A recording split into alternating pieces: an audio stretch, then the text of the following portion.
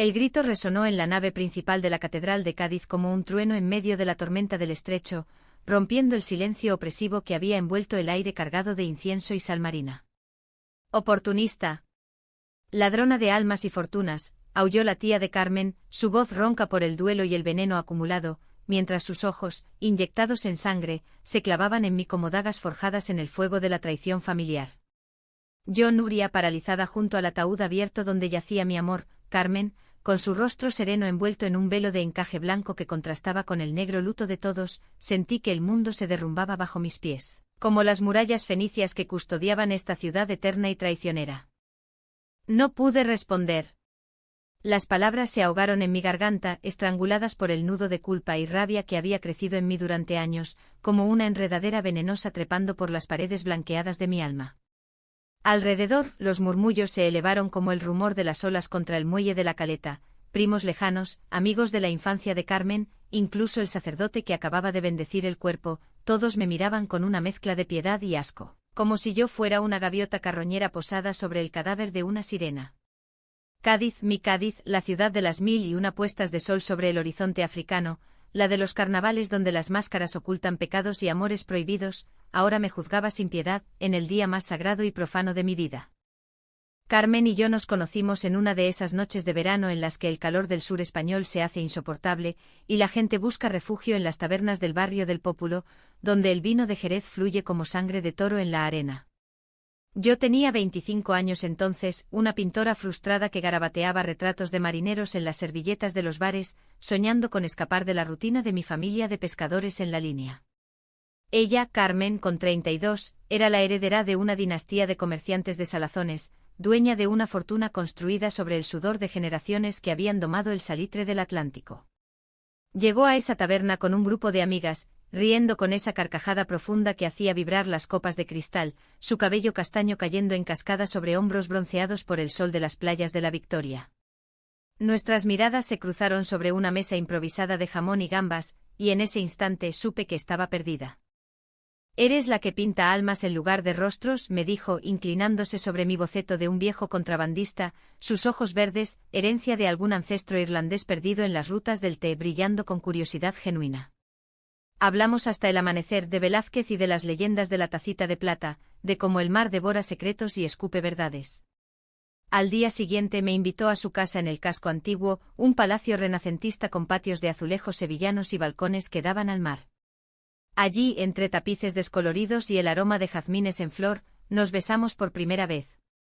Fue un beso salado como las lágrimas de las sirenas, un beso que selló un pacto silencioso. Amaríamos contra el mundo, contra las miradas torcidas de Cádiz, contra las sombras de nuestras propias dudas. Pero el amor en esta tierra de pasiones flamencas nunca es lineal. Carmen era devota, criada en el regazo de la iglesia y las tradiciones andaluzas, donde el honor familiar pesa más que el viento del levante. Nuestra relación era un secreto bien guardado, un ballet de encuentros clandestinos en las calas ocultas de Bolonia o en su ático con vistas a la Torre Tavira.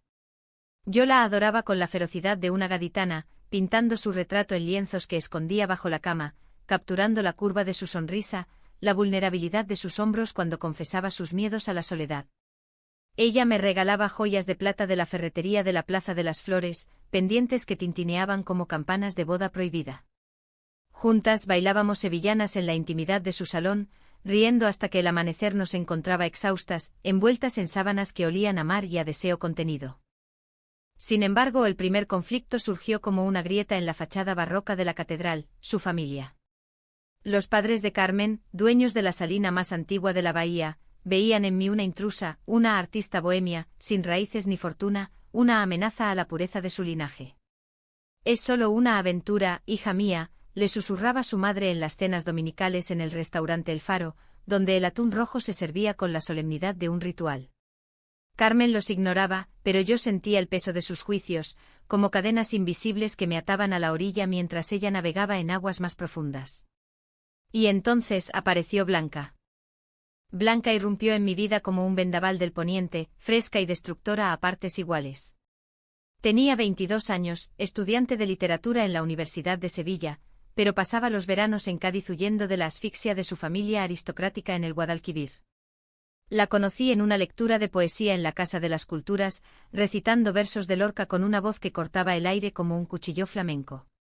Su cabello rubio, corto y rebelde enmarcaba un rostro salpicado de pecas, y sus ojos verdes, tan parecidos a los de Carmen, pero más salvajes, me atraparon desde el principio. Tu arte sangra verdad, me dijo después, sosteniendo uno de mis cuadros expuestos, un paisaje tormentoso de la playa de la Caleta donde el mar devoraba un barco solitario. Hablamos de la pasión de las poetas olvidadas, de cómo las mujeres en Andalucía siempre han amado en las sombras, y antes de darme cuenta, sus labios rozaron los míos en un callejón perfumado de bugambillas. Fue un error, lo supe desde el instante en que el calor de su cuerpo se fundió con el mío. Carmen estaba en un viaje de negocios a Madrid, y la soledad me había mordido como un perro callejero. Blanca era fuego puro, una llama que lamía mis heridas sin preguntar, sin exigir eternidades. Nuestras noches eran robadas, en su apartamento alquilado en el barrio de Santa María, donde leíamos en voz alta fragmentos de Bodas de Sangre, hasta que las palabras se convertían en caricias. Ella me hacía sentir viva de una manera que Carmen, con su amor estructurado y devoto, no podía igualar. Pero la culpa era un veneno lento, cada beso con Blanca era una traición a la mujer que me había dado un hogar en su corazón. Carmen regresó y yo enterré el secreto bajo capas de mentiras piadosas. Una amiga de la universidad, le dije cuando me preguntó por las marcas en mi cuello, sonriendo con esa inocencia fingida que tanto detestaba en mí misma. Nuestra vida continuó, paseos por el parque genovés al atardecer, donde los pavos reales graznaban como testigos mudos, cenas en las chiringuitos de la playa de la Victoria, compartiendo espetos de sardinas y sueños de un futuro donde pudiéramos casarnos en algún rincón progresista de Europa. Pero el secreto crecía, alimentado por el miedo. ¿Qué pasaría si Carmen supiera? ¿Me perdonaría, o me echaría como a una Judas andaluza? Los años pasaron como las procesiones de Semana Santa, lentas y cargadas de incienso. Carmen enfermó de repente, un cáncer traicionero que se enraizó en sus pulmones como el moho en las antiguas bodegas de Manzanilla. Los médicos en el hospital de Cádiz hablaban en susurros de quimioterapias y remisiones frágiles, pero yo veía cómo su luz se apagaba, día a día. Blanca se alejó por un tiempo respetando mi duelo anticipado, pero sus mensajes llegaban como ecos: estoy aquí, cuando el mar te devuelva. Yo me aferraba a Carmen pintando su retrato final, un óleo donde su rostro emergía de la niebla del estrecho, etérea y eterna. En su lecho de muerte en la habitación con vistas al faro de San Sebastián, Carmen me tomó la mano. Nuria, mi amor, mi gaditana indomable. Te dejo todo. La casa, la salina, mi corazón. No dejes que me roben el alma. Sus palabras fueron un juramento, un testamento verbal que selló con un beso débil.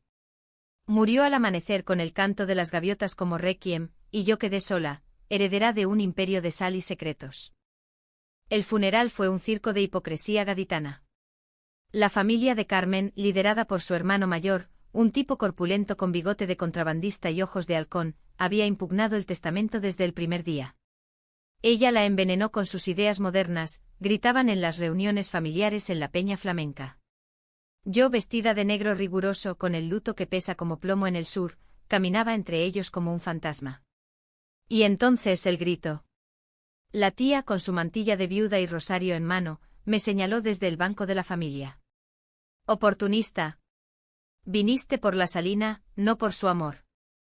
El silencio se rompió y con él mi mundo. Las campanas de la catedral repicaron entonces, un tañido fúnebre que parecía burlarse de mi agonía, mientras los feligreses se volvían hacia mí como un mar de rostros acusadores.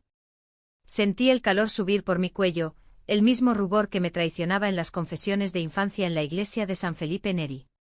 ¿Cómo explicarles que amaba a Carmen con la ferocidad de un toro en la plaza de toros de la Maestranza? Que cada pincelada en sus retratos era una oración, cada noche a su lado un milagro robado al destino.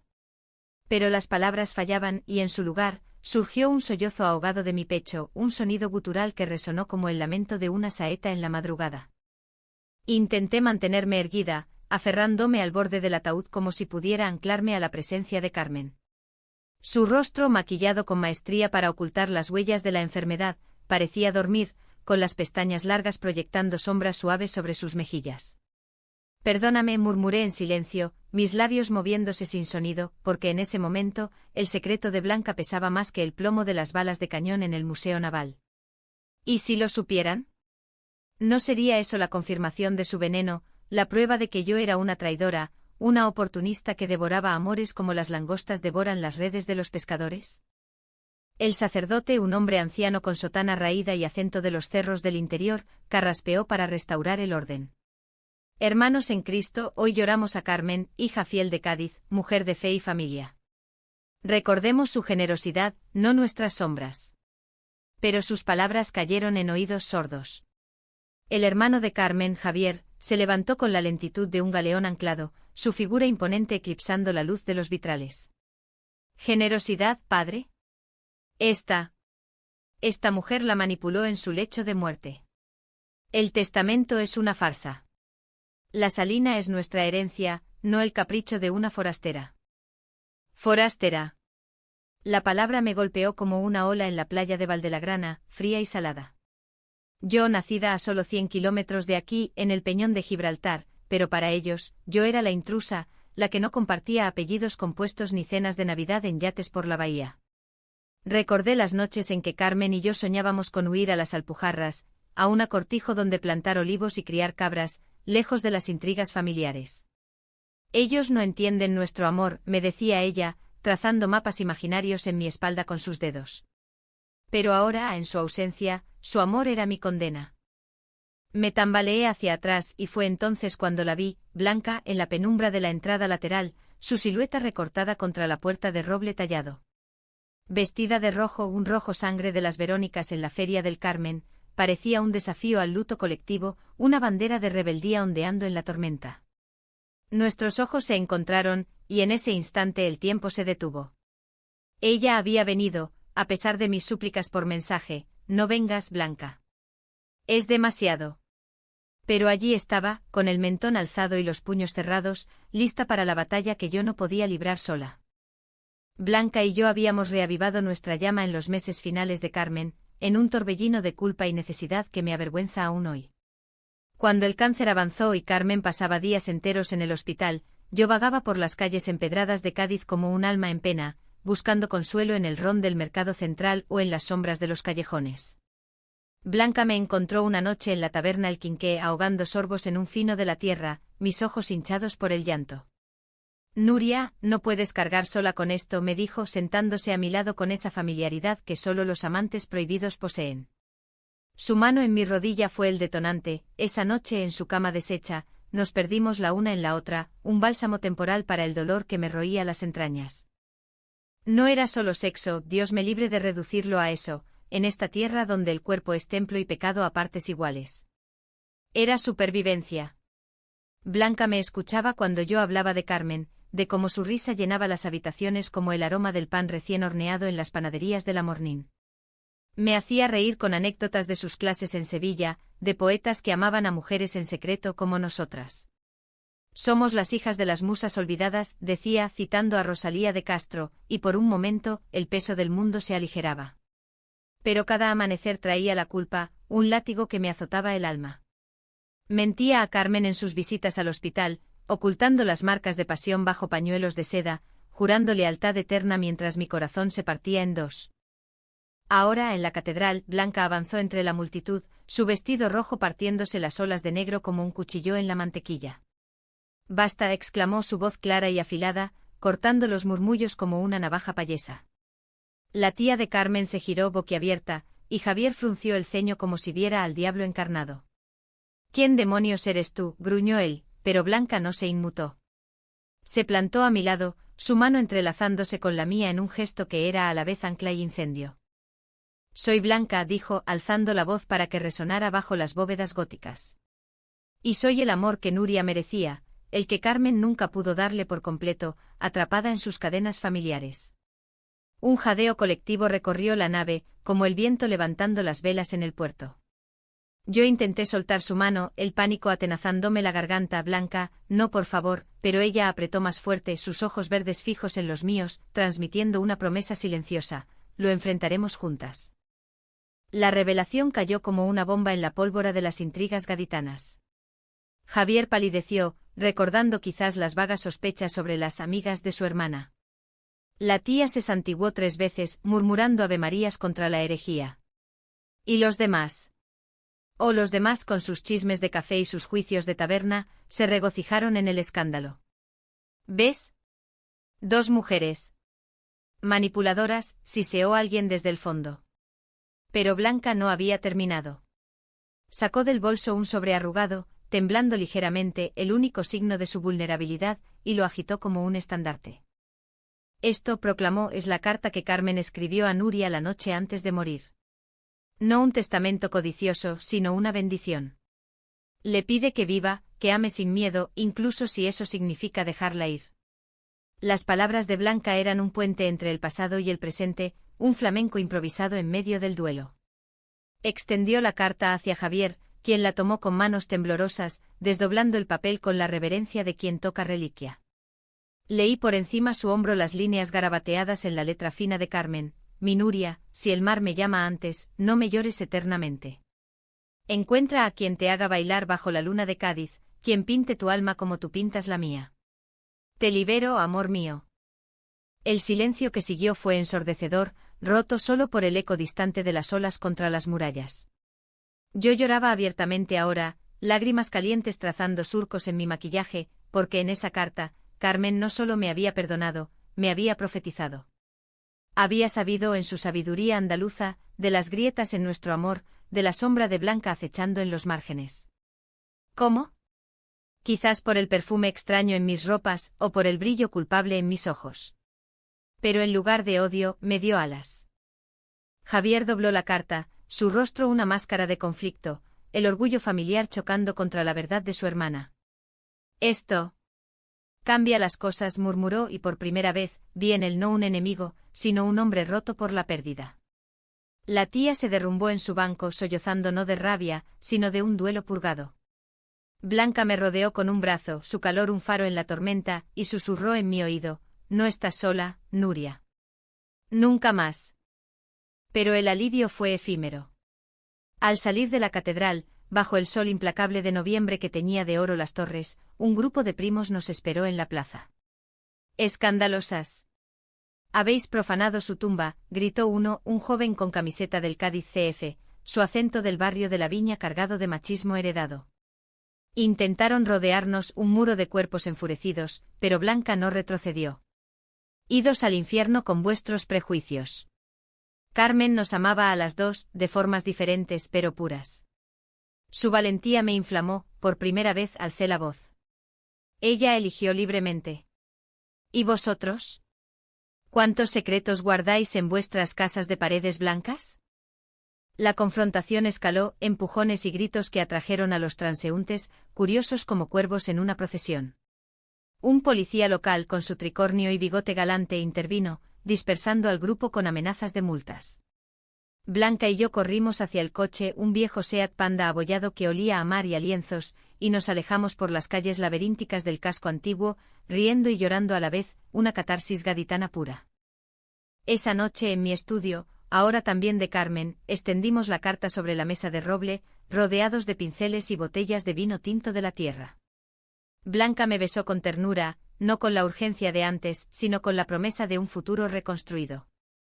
Lo hizo por ti, dijo, refiriéndose a Carmen. Sabía que yo era tu salvación. Y en ese momento entendí la profundidad de su sacrificio. Mi amor muerto no me había atado, sino liberado, permitiéndome amar a Blanca sin cadenas. Pero los conflictos no terminan con un funeral. La impugnación del testamento prosiguió en los tribunales de Cádiz, un laberinto de abogados con corbatas de seda y argumentos que diseccionaban nuestro amor como a un pez en la lonja. Javier, dividido entre lealtad y verdad, testificó a mi favor, pero la familia se atrincheró en acusaciones de manipulación emocional. Nuria la aisló, la llenó de ideas lesbianas extranjeras, alegaban, ignorando que nuestro amor era tan andaluz como el flamenco o el gazpacho. Yo pasaba noches en vela, pintando furiosamente, lienzos de mares enfurecidos, de mujeres abrazadas contra el horizonte exorcizando el dolor.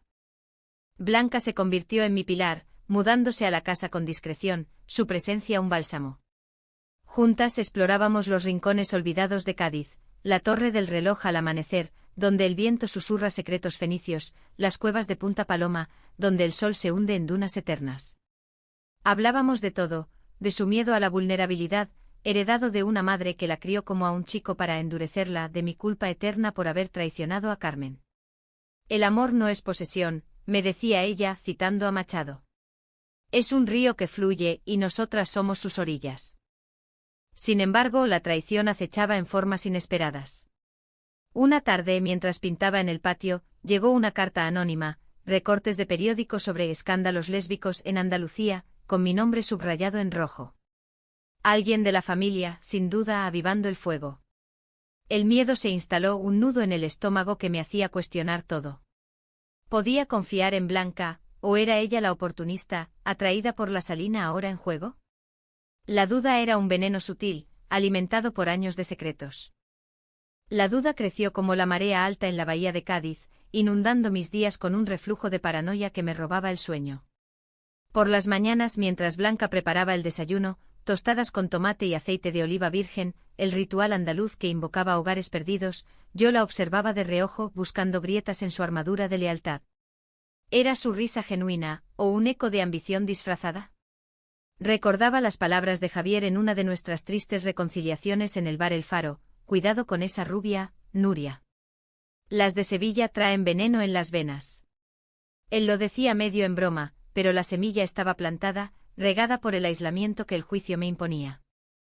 El proceso legal era un calvario burocrático con audiencias en el Palacio de Justicia donde los jueces, hombres de bigotes canosos y togas polvorientas, escuchaban testimonios con la indiferencia de quien juzga disputas por aceitunas. La familia de Carmen presentó testigos, criadas que juraban haber oído discusiones acaloradas sobre amantes secretas, un primo que afirmaba haber visto a Blanca merodeando la casa meses antes de la muerte. Cada acusación era un dardo envenenado, pintándome no como la viuda doliente, sino como una seductora calculadora que había orquestado la caída de su amante por codicia. Yo contraatacaba con cartas de Carmen con fotos nuestras en carnavales pasados, máscaras de Pierrot y Columbina, besos robados bajo confeti, pero el jurado de Cádiz, conservador como las murallas de la ciudad, se inclinaba hacia la tradición. Blanca, bendita sea su alma de poeta rebelde, se convirtió en mi defensora feroz. En las noches de insomnio, cuando el viento del levante aullaba contra las persianas, ella me leía fragmentos de La casa de Bernarda Alba, riendo con amargura de cómo Lorca capturaba la represión sureña. Somos las hijas de Adela, decía, quemándonos por amor en esta jaula dorada. Sus palabras me reconfortaban, pero no borraban la sombra, ¿y si ella sabía más de lo que decía? Una vez encontré un viejo diario suyo en el cajón de su mesita, páginas llenas de versos sobre la pintora de ojos marrones, pero también menciones a Carmen, garabateadas con rabia: ella la tiene encadenada, pero yo la liberaré. ¿Celos inocentes o un plan urdido en las sombras de Sevilla? El conflicto estalló en una visita sorpresa de Javier. Llegó un domingo por la tarde con una botella de brandy de la tierra como ofrenda de paz, su figura encorvada por el peso de la Salina que ahora administraba a regañadientes. Nos sentamos en el patio, bajo la parra que Carmen había plantado en nuestra primera primavera juntas, sus hojas susurrando con la brisa marina. Nuria, he estado pensando, empezó, sirviéndose un trago con manos temblorosas. Carmen te amaba, eso es verdad. Pero esta Blanca, ¿qué sabes de ella realmente? Mi hermana mencionó una vez una sombra rubia en tus conversaciones. ¿La conocías antes? Sus palabras fueron un mazazo. Miré a Blanca, que pelaba naranjas en la cocina, ajena al interrogatorio, y sentí el pánico subir como bilis. Era solo una amiga, mentí, pero mi voz traicionó la grieta. Javier suspiró pasándose la mano por el bigote. Mira, no quiero el escándalo. Retira la demanda por la Salina, y todo queda en familia. Carmen querría paz. Paz. La palabra era un eufemismo para rendición, para enterrar nuestro amor bajo capas de silencio gaditano. Me negué, por supuesto, pero esa noche la semilla de duda floreció en una tormenta. Confronté a Blanca al anochecer en la playa de la Caleta, donde las olas lamían las rocas como lenguas de amantes arrepentidos. El faro parpadeaba en la distancia, un ojo vigilante sobre nuestros secretos. Dime la verdad, exigí, mi voz quebrada por el viento. ¿Conocías a Carmen antes de mí? ¿Fue esto ¿Un plan para robarme? Lágrimas calientes rodaban por mis mejillas, mezclándose con la sal del mar. Blanca palideció, sus pecas destacando como estrellas en un cielo nublado. Dios mío, Nuria. ¿Cómo puedes pensar eso? Te encontré rota y te reconstruí. Carmen. La vi una vez en una feria, riendo contigo. Sentí envidia, sí, pero no odio. Solo amor por ti. Su confesión fue un torrente. Había estado en Cádiz un verano antes, asistiendo a un taller de poesía donde Carmen impartía charlas sobre literatura femenina andaluza. Se habían cruzado en un panel, un roce casual de manos sobre un micrófono, pero nada más. Ella era luz, Nuria, como tú. Pero tú eras la que yo quería. Nos abrazamos allí, bajo la lluvia fina que el estrecho envía como bendición, y el malentendido se disolvió como humo de un cigarro mal apagado. Sin embargo, la herida quedó un recordatorio de cómo los secretos engendran monstruos. El alto trago llegó inesperado, como las tormentas de otoño que azotan las costas. Una semana después del juicio final, donde el juez, con un veredicto salomónico, me otorgó la casa pero dividió la salina, recibí una llamada de un número desconocido. Era la madre de Carmen, doña Isabel, su voz un hilo frágil tejido con años de rosarios y reproches. Ven a la finca, Nuria. Hay algo que debes ver. Dudé, pero la curiosidad, esa maldita gaditana que nos lleva a la ruina, me impulsó. Blanca insistió en acompañarme, pero la disuadí, es familia. Déjame cerrar este capítulo. La finca de la Salina estaba en las marismas de Sancti Petri, un laberinto de canales y salinas donde el sol blanquea los huesos de los barcos hundidos. Doña Isabel me esperaba en la casa señorial, su figura encorvada envuelta en un chal de Manila, el rostro surcado por arrugas como mapas de duelos pasados. Me llevó a un cuarto polvoriento, lleno de baúles y fotos amarillentas. Carmen dejó esto para ti, dijo abriendo un cajón con llave temblorosa. Dentro no solo cartas sino un diario entero encuadernado en cuero de la tierra, dedicado a mí. Lo abrí con manos reverentes y las palabras de Carmen me golpearon como vientos alisios. Nuria es mi sol, pero siento una sombra en su corazón. Una rubia de ojos verdes, como los míos pero libres. Si muero, que vuele con ella. No la atasques con mi fantasma. Lágrimas nublaron la tinta, pero seguí leyendo, confesiones de sus propias dudas, de un amor juvenil por una prima en las procesiones de Sevilla, reprimido por la familia. Carmen había sabido de Blanca desde el principio, no por pruebas, sino por instinto femenino, ese sexto sentido que las andaluzas heredamos de las moriscas. Y en lugar de confrontarme, me había amado más fuerte, planeando su legado como un regalo de despedida. Doña Isabel lloró entonces, un llanto catártico que rompió el hielo entre nosotras. La juzgué mal, hija. Pensé que eras oportunista, pero era su salvación. Perdóname. Nos abrazamos en ese cuarto olvidado, dos mujeres unidas por el fantasma de Carmen, y en ese momento, el perdón fluyó como el agua de las acequias, purificando la tierra salina. Regresé a casa al atardecer, el diario apretado contra mi pecho, y encontré a Blanca en el balcón, mirando el mar con expresión tormentosa. Hay algo que no te he dicho, empezó ella, antes de que yo pudiera hablar. Su voz temblaba, y el mundo se inclinó. ¿Recuerdas el verano antes de Carmen? Yo la besé. En esa feria. Fue un instante, un error de juventud. Pensé que no importaba, pero cuando te conocí supe que era sueco. Te amé por eso y por ti. La revelación fue un terremoto, el suelo de Cádiz temblando bajo mis pies como en el 1755. Traición doble, Blanca había tocado a Carmen, y Carmen lo había sabido, tejiendo su silencio como una red de pesca. Sentí rabia, un fuego flamenco que me impulsó a gritar, ¿cómo pudiste ocultármelo? Soy la tonta en esta danza de mentiras. Blanca cayó de rodillas, lágrimas surcando su rostro. Temía perderte. Eres mi mar, Nuria. Sin ti, soy deriva. El conflicto alcanzó su cenit esa noche, una tormenta de palabras y sollozos que sacudió las paredes de la casa. Le lancé el diario, páginas volando como gaviotas en pánico. Ella lo sabía todo. Y nos dejó amarnos, a pesar de vuestros pecados. Blanca leyó en silencio, su rostro descomponiéndose en una máscara de culpa y alivio. Carmen era una santa, murmuró. Y nosotras, sus pecadoras redimidas. Decidí entonces en la quietud post-tormenta, que el amor no era posesión, sino elección diaria. La abracé susurrando, quédate. Pero no más sombras. Ella asintió, y en ese pacto, nacimos de nuevo. Los meses siguientes fueron un renacer lento como la primavera que tiñe de verde las dunas de la Breña tras el invierno atlántico. El juicio se resolvió con un acuerdo, la salina compartida, administrada por Javier y yo en un equilibrio precario pero justo, un puente sobre el abismo familiar. Doña Isabel se convirtió en una aliada inesperada, visitándonos con platos de berzas con tagarninas y relatos de la juventud de Carmen, anécdotas que tejían el pasado con el presente. Ella siempre fue libre en el alma, decía, sus ojos brillando con una sabiduría tardía.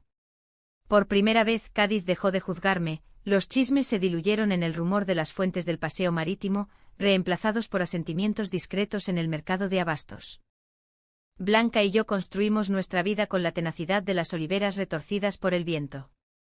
Ella dejó Sevilla por completo, inscribiéndose en un máster de literatura en Cádiz, y juntas abrimos una galería en el barrio del Mentidero, Almas del Estrecho, un espacio donde exponía mis pinturas, paisajes lésbicos, mujeres entrelazadas con el mar, ecos de Carmen en cada trazo, y ella organizaba recitales de poesía queer andaluza.